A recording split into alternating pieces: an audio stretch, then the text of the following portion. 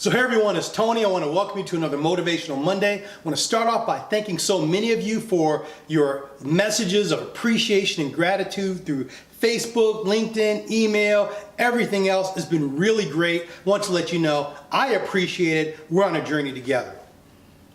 Also, I've noticed there's a trend.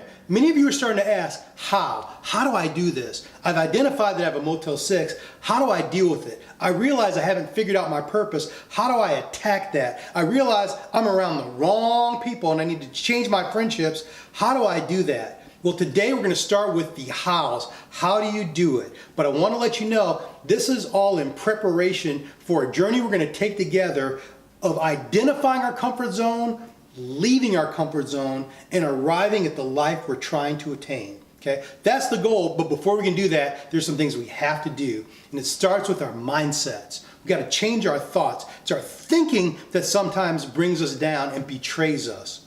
And we don't realize those thoughts, they affect our behaviors, our habits, and even our ability to make decisions. And that changes where we're going to be in life. I was in Bermuda one time with Les Brown, and in about an hour we were about to share the stage together. It's going to be an amazing event. And he said the craziest thing. He said, wherever you are in life today, somewhere in the past, you made an appointment to be there. That is amazing. I mean, think about that for a second. That's hot, but it's true. And the reality is, we have to take responsibility for where we are in life so that we can take responsibility for where we're going to go. You can't change the past, but if you change your thoughts, you can change the future. And that's what we're going to start with today. So how do we change our thoughts? We have to look at three different things. Number one, change what's coming into your mind. Change what's coming into your mind. Listen. We allow way too many things to come into our mind. One of the biggest areas is in terms of television and internet and marketing. It's estimated that for the average person in the United States, we hear 3,000 to 5,000 marketing messages a day. Think about that, 3,000 to 5,000. We can't even process all of that, but it's entering our subconscious. And what are those messages telling us? They're telling us, you're not good enough. You're not smart enough.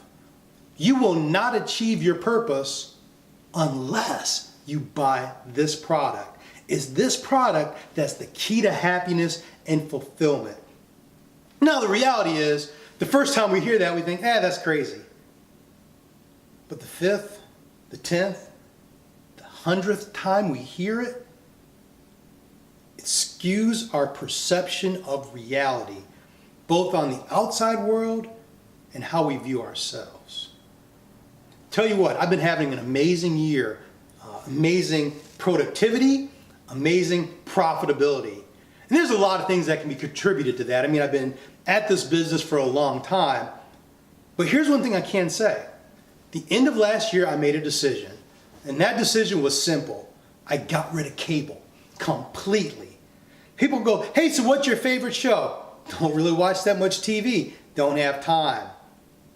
But see, the beauty is, I knew this stuff was affecting my mind. I knew there were times that the TV was just on in the background, and whether it was the news or a show, there was some agenda that was being pumped into my brain. And whether it was a commercial, or whether it was a TV show showing a very unrealistic lifestyle, or something that I just don't want. Or whether it was the news, which we know is not news, because in reality, it's just 4 or 5 people most of the time sitting around spewing out their opinions, but we take it like it's fact, and it changes our mindset. So I cut cable. It was huge. Made a difference. So number one, what do you let in? Number two, who do you let in? Who is affecting your thoughts? Who's affecting your mindset? I mean, think about that. That's big.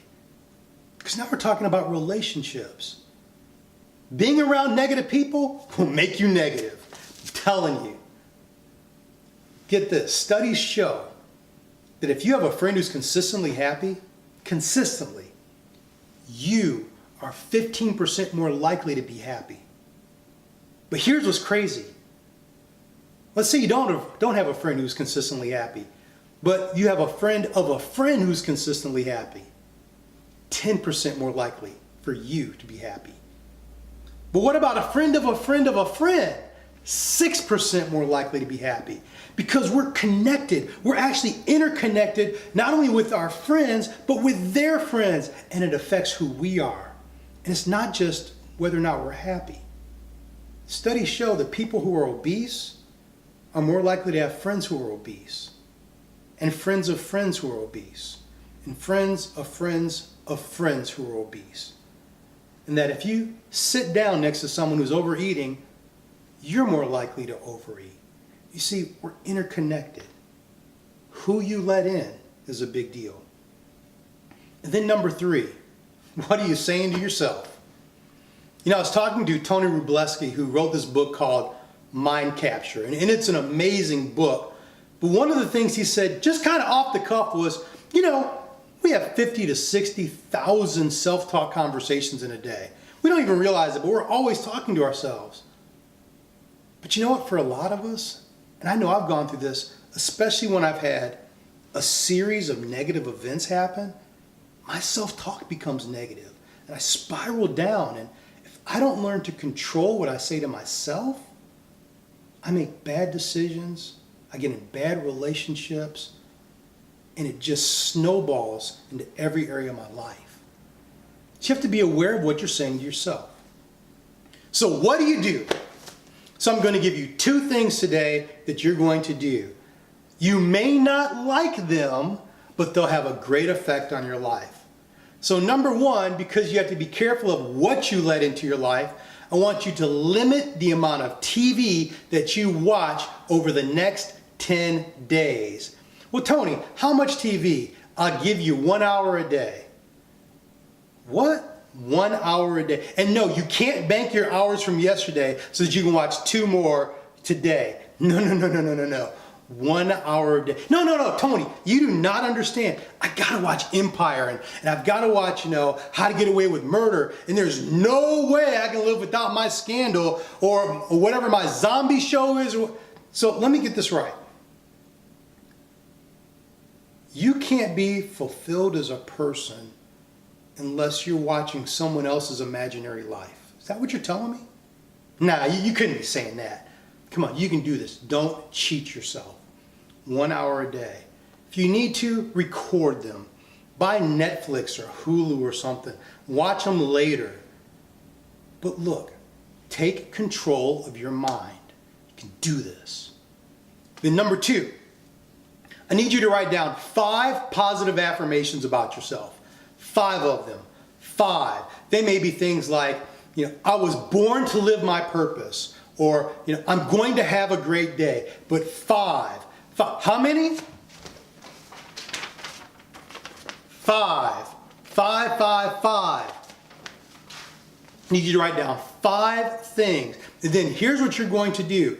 Every morning over the next 10 days, you're going to read those 5 things, 5, you're going to read them out loud 3 times.